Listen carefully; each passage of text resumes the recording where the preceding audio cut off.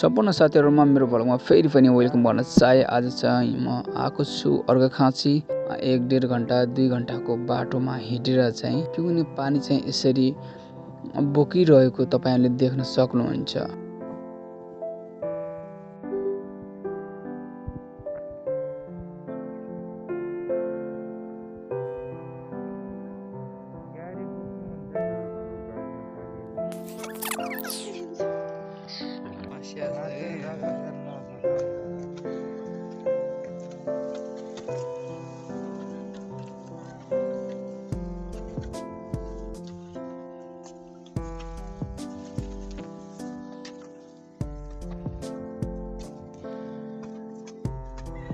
साथसाथै हाम्रो माझमा सानो सानो नानी बाबुहरू पनि तपाईले देख्न सक्नुहुन्छ है साथीहरु।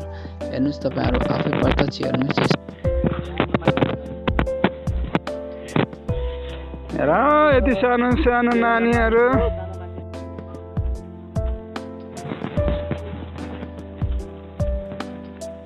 पानी बोकिरहेका छन्। मैले उनीहरूलाई सोधे 3 कक्षामा पढ्छु भनेर नानीहरूले चाहिँ मलाई जवाफ दिएका छन्।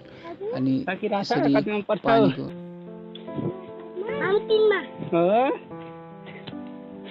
नानी 4मा धेरै पढ्यौ है तिमी त।